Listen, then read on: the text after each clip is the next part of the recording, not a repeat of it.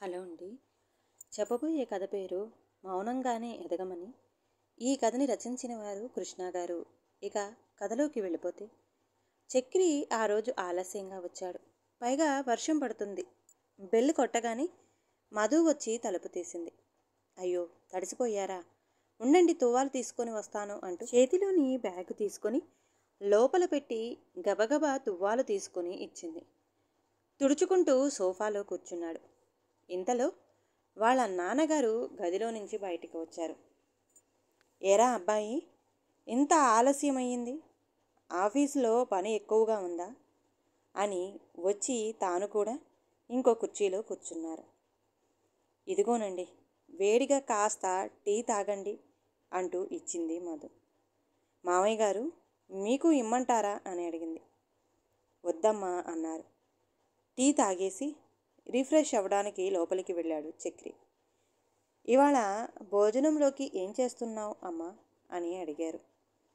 ఇవాళ శనివారం కదా అని పూరి కుర్మా చేయమన్నారు అత్తయ్య గారు అంది.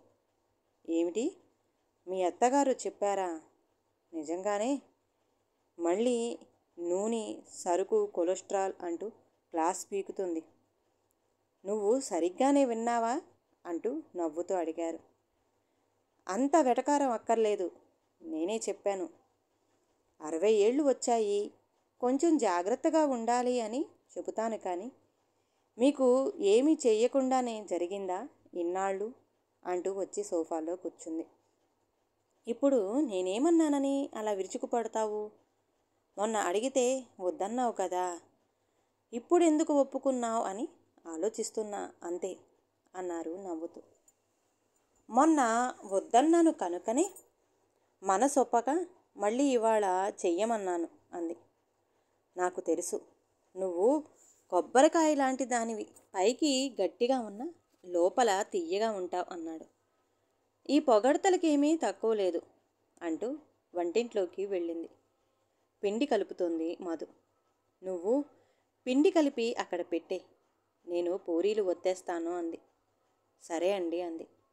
కూర కూడా చేసేసానండి అంది. సరే, నువ్వు వెళ్ళు, ఇంకా టైం ఉందిగా, తినే ముందు చేద్దామంది. అలాగే అత్తయ్య గారు అంటూ లోపలికి వెళ్ళింది.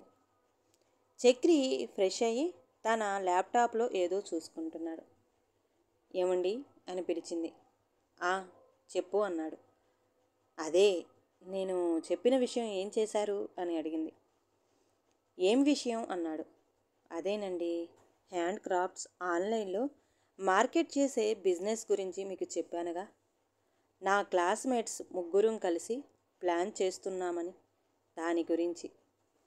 కానీ దానికి బోలెడు ఇన్వెస్ట్ కావాలిగా, నా దగ్గర అంత లేదు. కానీ ఇంకో విషయం, అమ్మా నాన్నలకి చెప్పి ఒప్పించాలి. వాళ్ళు అసలే పాతకాలం మనుషులు. ఆడవాళ్ళు ఇంట్లో ఉండాలి, మగవాళ్ళు ఉద్యోగం చెయ్యాలి అంటారు. డబ్బు గురించి ఆలోచన అక్కర్లేదు, ఎందుకంటే అది అంతా మా ఫ్రెండ్స్ చూసుకుంటా అన్నారు. అత్తయ్య మామయ్య గారిని మీరే ఎలాగైనా ఒప్పించాలి అంది మధు. ఆ విషయం మీరు కొంచెం చెప్పాలి మరి. ఈ రోజుల్లో ఆడ మగ అని ఏముంది, అందరూ కష్టపడుతున్నారు, విజయాలు సాధిస్తున్నారు. నాకేమీ అభ్యంతరం లేదు. సరేలే, నేను మాట్లాడతాను. మరి ఇంటి పని, అటు ఆఫీస్ రెండు మేనేజ్ చేయగలవా అని అడిగాడు. ఏమీ పర్వాలేదు, నాది క్రియేటివ్ వర్క్. సాయంత్రం 4 గంటలకి అయిపోతుంది, మిగతాది వాళ్ళు చూసుకుంటారు అంది. ఇంతలో మధు అని పిలిచింది అత్తగారు. వస్తున్నా అండి అని వంటింట్లోకి వచ్చింది. ఆ మరనాడు ఆదివారం ఇంట్లోనే ఉన్నాడు చక్రి.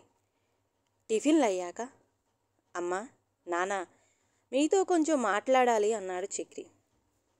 చెప్పరా అబ్బాయి, ఏమిటి సంగతి, ఏమైనా విశేషమా అని అడిగారు రావుగారు. ఊరుకోండి నాన్న, విషయం అది కాదు అన్నాడు. మీ ఇద్దరికీ పెళ్లి చేసేసాం. ఇంకా ఈ వయసులో మేము కోరుకునేది మనవళ్ళనే కదా. తొందరగా ఎవరో ఒకరిని మా చేతిలో పెట్టేస్తే మాకు ఆనందం, కాలక్షేపం అన్నారు. మాకు పెళ్ళయి ఇంకా సంవత్సరం అయ్యింది కదా, ఇంకా కొంచెం సెటిల్ అయితే బాగుంటుంది అని అన్నాడు చక్రి. అలా అంటే ఎలారా? ఎప్పుడు జరగాల్సిన ముచ్చట అప్పుడు జరిగితే బాగుంటుంది అన్నారు వాళ్ళ అమ్మగారు. అది సరేలే అమ్మా, ఇప్పుడు ఆ టాపిక్ కాదు. మీ కోడలు చదువుకుంది కదా, తాను కూడా ఏదో బిజినెస్ చేస్తాను అంటుంది. ఆ విషయం మీద మిమ్మల్ని ఒప్పించేద్దామని అనుకున్నాను అన్నాడు. అయ్యో రామ, అలాంటివి మన ఇంటా వంట ఉందా? ఆడవాళ్ళు ఉద్యోగం అంటూ తిరిగితే ఇల్లు ఎవరు చూసుకుంటారు? బుద్ధిగా సంసారం అది చూసుకుంటూ ఇల్లు చక్కబెట్టుకుంటే అదే 10,000 అంది. ఈ వ్యాపారాలు ఉద్యోగాలు ఏమీ వద్దు అనేసింది. మధు గుండెల్లో రాయిపడింది. అనుకున్నంత అయ్యింది అనుకుంది రాజ్యం. ఈ రోజుల్లో ఆడవాళ్ళు కూడా బాగా చదువుకుంటున్నారు కదా, వాళ్ళు కూడా మంచి మంచి ఉద్యోగాలు చేస్తూ పేరు తెచ్చుకుంటున్నారు. అమ్మాయి కూడా చదువుకుంది కదా, ఏదో సరదా పడుతుంది. కొన్నాళ్ళు చెయ్యనివ్వు, తర్వాత వీలు కానప్పుడు చూద్దాం అప్పుడు అన్నారు రావుగారు. మీకేమీ తెలీదు. ఇలా కోడలు బయట తిరుగుతూ ఉంటే చుట్టుపక్కల వాళ్ళు ఏమంటారు? మన పరువు గురించి కొంచెమైనా ఆలోచించరా అంది. ఏరా, ఏమీ మాట్లాడవు అంది రాజ్యం. మిమ్మల్ని ఎదిరించి ఈ పని చెయ్యలేను, ఒప్పించి చేద్దామని అనుకుంటున్నా. అందుకే ఈ విషయం నీ దగ్గర ప్రస్తావించా. మీరు ఏమంటే అదే నా నిర్ణయం అన్నాడు చక్రి. చూసావా రాజ్యం, వాళ్ళ సంస్కారం. వాడు మనల్ని ఒప్పించే ప్రయత్నం చేస్తున్నాడు కానీ ఎదిరించట్లేదు. ఈ రోజుల్లో చాలామంది పిల్లలు ఎలా ఉంటున్నారు? తల్లిదండ్రులకు కొంచెం కూడా విలువ ఇవ్వట్లేదు. అమ్మాయి కూడా మౌనంగానే ఉంది. అబ్బాయి మాట్లాడుతున్నాడు అన్నారు రావుగారు. అమ్మ, ఈ రోజుల్లో మనం ఏం చేస్తున్నామో అని ఆలోచించే అంతా ఖాళీ ఎవరికీ ఉండదు. పైగా ఎవరైనా ఏమైనా అనుకుంటారేమోనని అన్నది మన అభిప్రాయం మాత్రమే. ఇంత కష్టపడి చదువుకుంది. చిన్నప్పుడు వాళ్ళ తల్లిదండ్రులు ఎన్ని కలలు కని ఉంటారో కదా. పెళ్లి పేరుతో ఇలా కట్టుబాట్లు పెట్టి వాళ్ళ ఆశలపై నీళ్లు చల్లి ఆశయాలకి అడ్డుపడితే ఎలా? మనం ఈ కట్టుబాట్ల సంకెళ్ళు తెంచి స్వేచ్ఛతో స్వచ్ఛమైన వాతావరణం కల్పించి చూద్దాం. ఎంతటి విజయం సాధిస్తారో చూడు. ఒప్పుకో అమ్మా అన్నాడు చక్రి. ఒప్పుకో రాజ్యం అన్నారు రావుగారు. ఒకసారి మధు వైపు చూసింది రాజ్యం. తన కళ్ళల్లో ఏదో ఆశ. ఒప్పుకుంటే బాగుండును అని. అత్తయ్య గారు, మీరు మనస్ఫూర్తిగా ఒప్పుకుంటేనేనండి, లేదంటే లేదు. పెద్దల్ని ఎదిరించి మేము ఏమీ చేయాలని అనుకోవడం లేదు. అలా ఎన్నటికీ జరగదు కూడా అంది వినయంగా. ఎంత మంచి పిల్ల, అంత చదువుకున్నా ఎంత మర్యాదగా మాట్లాడింది. ఏడాది బట్టి చూస్తున్నా, ఎప్పుడూ పొగరుగా మాట్లాడలేదు. ఇలాంటి పిల్ల ఆశల్ని మేము కాక ఎవరు తీరుస్తారు అనుకుంది రాజ్యం. తన ముఖంలో చిన్న చిరునవ్వు వెలిసింది. ఇప్పుడే వస్తా అంటూ లోపలికి వెళ్ళింది. అత్తయ్య గారు ఒప్పుకుంటారా మామయ్య గారు అంది మధు. ఏమోనమ్మా, మొండిది. తాను అనుకున్నదే జరగాలని అనుకుంటుంది. నాకైతే ఏమీ అభ్యంతరం లేదు. అది ఒప్పుకోకపోతే నేను ఏమీ చెయ్యలేను అన్నారు రావుగారు. అంతేలేండి, ఏం చేస్తామంది. ఈలోగా పెట్టితో బయటికి వచ్చింది రాజ్యం. ఏమిటి రాజ్యం ఈ పెట్టి అని అడిగారు రావుగారు. ఉండండి చెబుతా. అమ్మా మధు, ఇలారా అంది. భయంగానే దగ్గరికి వెళ్ళింది. పెట్టె ఓపెన్ చేసి, ఇందులో నా నగలు ఉన్నాయి. వాటిని తాకట్టు పెట్టి నీ వ్యాపారానికి కావలసిన డబ్బు ఏర్పాటు చేసుకో. వాడి సంపాదన అంతంత మాత్రం, ఇబ్బంది పెట్టకు అంది రాజ్యం. అమ్మా అంటూ కౌగిలించుకున్నాడు చక్రి. థ్యాంక్స్ అత్తయ్య గారు అంటూ ఆవిడ చేతులు పట్టుకుంది కృతజ్ఞతతో. రావుగారు గర్వంగా, రాజ్యం నువ్వు మారిపోయావు అంటూ గర్వంగా చూశారు. కానీ అత్తయ్య గారు, మీరు ఒప్పుకున్నారు, అది చాలు, ఇవి వద్దు. కొత్తగా వ్యాపారం పెట్టే వాళ్ళకి బోలెడు ప్రోత్సాహకాలు ఉన్నాయి. బ్యాంకులు లోన్ ఇస్తున్నాయి. అవి అన్నీ నేనే చూసుకుంటా అంది. మీ ఇద్దరి సంతోషం కన్నా మాకేం కావాలి? కానీ డబ్బు వెనక పరిగెడుతూ విలువలు బాధ్యతలు మర్చిపోవద్దు అంది. తప్పకుండా అత్తయ్య గారు అంటూ కాళ్ళకి నమస్కారం పెట్టింది. రావుగారే తన గ్యారంటీతో బ్యాంక్ లోన్ ఇప్పించి కోడలికి ప్రోత్సాహం ఇచ్చారు. అమ్మా మధు, నేను చెప్పదలుచుకున్నది ఒక్కటే. బిజినెస్లో పార్ట్నర్స్ వద్దు. ఎంతమందికైనా ఉద్యోగాలివ్వు. నీకు కావలసిన ఆర్థిక వనరు నేను ఏర్పాటు చేస్తాను అన్నారు రావుగారు. ఇది నా అభిప్రాయం మాత్రమే, నిర్ణయం నీ ఇష్టం అన్నారు. మీ ఇష్టం మామయ్య గారు, అలాగే చేద్దామంది. ఒరేయ్ చక్రి, నీ సహాయం ప్రోత్సాహం చాలా అవసరం అమ్మాయికి. ఇక నుంచి నీ ఉద్యోగమే కాదు, అమ్మాయికి సహాయం చెయ్యాలి కూడా అన్నారు రావుగారు. తప్పకుండా నాన్నగారు అన్నాడు. అలా మొదలై అంచెలంచెలుగా ఎదిగి చాలా పెద్ద కంపెనీ అయ్యింది. ఆన్లైన్ మార్కెటింగ్లో కోట్లల్లో టర్నోవర్ సాధించింది. ఎంతోమందికి ఉద్యోగాలు ఇచ్చింది. చక్రి కూడా ఉద్యోగం మానేసి తన భార్యకి తోడుగా ఉంటూ ఆఫీసు చూసుకుంటున్నాడు. ఎంత ఎదిగినా మధులో అదే నిరాడంబరత, నిబద్ధత. అచ్చ తెలుగు చీరకట్టు చాలా సింపుల్గా ఉంటుంది. తాను డిజైన్ చేసిన చీరలు చాలా ప్రాచుర్యం పొంది మంచి సేల్స్ తీసుకుని వచ్చాయి. కొన్నాళ్ళకి ఒక రోజున రాజ్యం గారి స్నేహితురాలు వనజ వాళ్ళ ఇంటికి వచ్చింది. పెళ్ళికి పిలవడానికి వచ్చింది. రావే వనజ, చాలా కాలం అయింది అంటూ సాదరంగా ఆహ్వానించారు రాజ్యం. అబ్బాయి పెళ్ళి కుదిరింది, మీరందరూ తప్పక రావాలి. ఆయన బంధువుల్ని పిలవడానికి ఊరు వెళ్ళారు. నేను స్నేహితులని పిలవడానికి ఇలా బయలుదేరానుంది. శుభం, అందరం తప్పక వస్తాం. అమ్మాయి మధు, కాఫీ తీసుకురా, నా స్నేహితురాలు వచ్చింది అంది. ఇదిగో అత్తయ్య గారు వస్తున్నా అంటూ కాఫీతో వచ్చింది.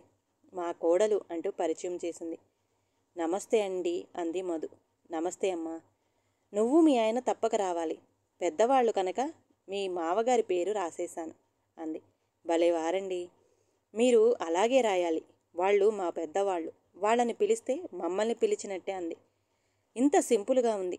పల్లెటూరు పిల్ల ఏమిటి అంది ఆవిడ కొంచెం వెటకారంగా.